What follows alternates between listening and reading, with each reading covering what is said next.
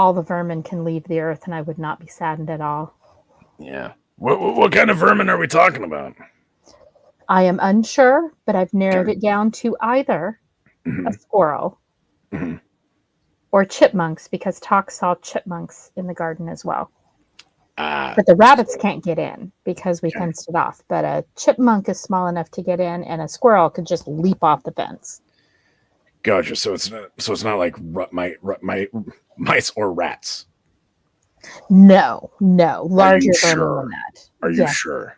I'm absolutely sure. You should see how they annihilated my corn, the little Mm, yeah. PG See, 13 words I can't say. when I had corn, it was rats. They climbed up the stalk and chewed it down. I've never seen a rat around here. It was In the insane. city, maybe, but not here. Yeah. They do live in places that you wouldn't expect. Apparently, Mrs. Wu is having gardening issues. If I'm reading the description correctly, exactly, she's having gardening issues. And Paul says that is what I was read well. A garden variety snake introduced will help that problem quickly. Have you considered buying any snakes? Because Paul's suggesting corn snakes, grass snake, or a green snake, or a rat snake. Because the reason why I'm saying because he corrected it down there. Absolutely not. Why not? No. There needs to be no why. There's just a no. It's an emphatic no. But Paul says they're non-poisonous and docile in nature, and he's handled all of them in the wild. Okay, well, they can stay in the wild and not in my garden. Oh, Mrs. Flew, you're not telling me you're scared of snakes? I grew up where there were cottonmouths and rattlesnakes and diamondbacks, and you don't want So to play you with shouldn't be those. scared at all. Yeah, I have a good, healthy fear of snakes.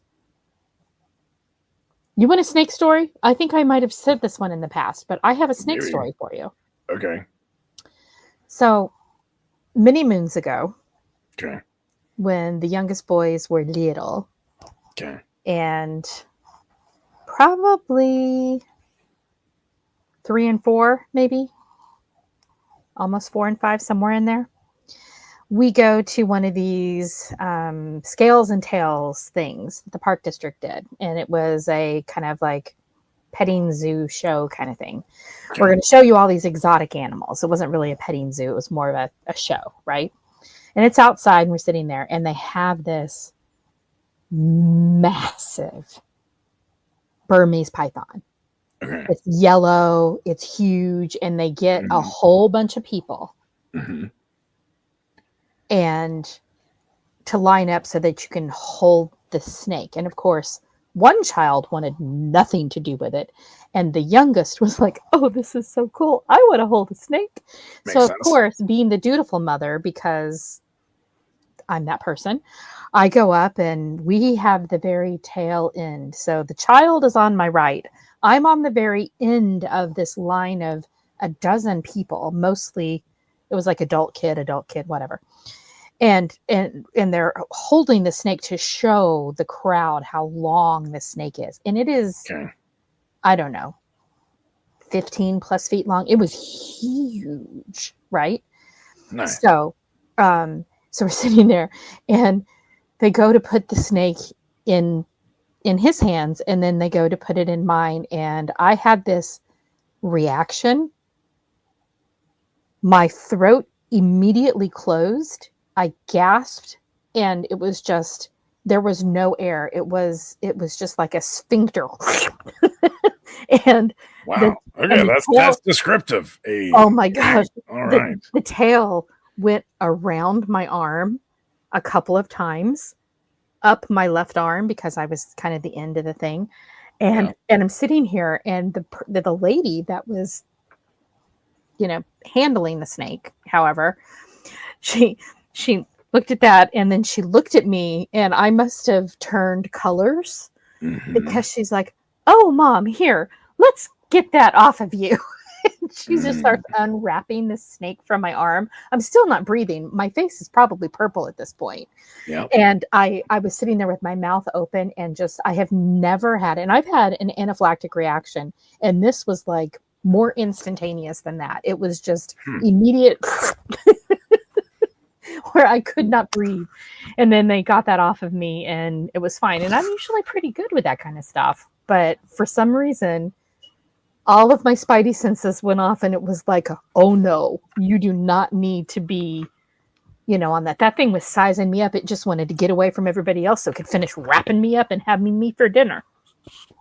It was pretty terrible. And so a 15-foot snake made you scared of like 2-foot snakes or smaller. No. This was when the kids were little, not when I was little. I know, but I have no desire to do anything with snakes. Because of that moment. No, I just said I was sharing a funny snake story with you. Oh. Okay. Right. But it solidifies why I do not like snakes. Okay.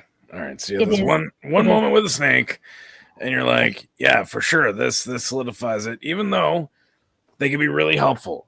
And people are probably wondering about the, what's the deal with the vermin and, whichever. They annihilated my corn. I had what was left of 8 stalks of corn. Mm-hmm.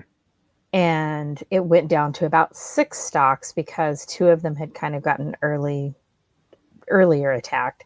But then we had put up fencing, everything was fine, and had 8 ears of corn across the different stalks. Right. And I nearly went out, and last night when I was checking the garden, I almost picked what was growing out there. And I'm like, maybe I should take these off. I'm like, well, I'll let them go a little bit longer. I went out there this morning and 2 of the stalks were just nibbled up and all of the ears were just ripped apart and there was just husk and cornage all over the place. I was so angry. Oh, Mrs. Flu, we got our guest here. He's I'll step off and let him run the show here. Just give me a sec. He wants to talk to you about this whole issue. So, hello, Mrs. Flu. Hi there. You need to tell your friends to stay the heck out of my garden. Okay. So, hi everybody. I'm Nelson, and Nelson needs everybody to know that we are friends. We like to eat food like you. And okay, and so here, Mrs. Flu, why do you hate everybody? I don't hate everybody. You when I grow like very hate everybody because you're saying we can't eat no. You want us supposed to die. No. We have families. Yeah, but we already feed you separately. So you can stay out of the gated area. That is food for the humans, not food for the vermin. Okay, we throw fruit and bread over the fence. We have all these like suet squares, and we have bird seed that you all eat all the time. You are well fed and quite fat. You have no need to climb into the human garden and take the human food that the human slaves over. So please tell everybody to stay out of the gated garden.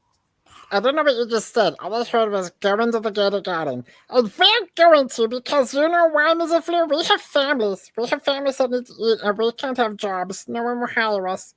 Except for those guys that get like locked up in like scientific factories. Their lives are ruined.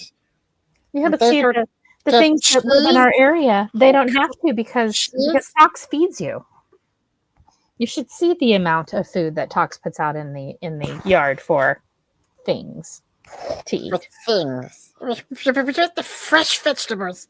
Why would the fresh vegetables to fill my tummy? It makes me feel so good. And it's also it's so insulting when you degrade us as another being, another class. We have feelings. So sad. So sad. Yes, it is. I'm glad you agree. Stay out of the human garden. No. Well, I can't. I mean, I'm personally not going to because you're far away, but you are going to take your little vermin life into your own hands. Yeah. Mm-hmm. Because we can climb and move and stuffy. And can I tell you a secret? I will not be held responsible for your well-being if I find you in my garden. You're not there right now. You're going to experience friends. I sent word through the grapevine, which grapes are very tasty, and they're going to be coming to your house to eat extra. If that's the case, I will hunt you down. Yeah. Bon appetit! Okay, I go You now. are a beast. You are a beast. You are a beast.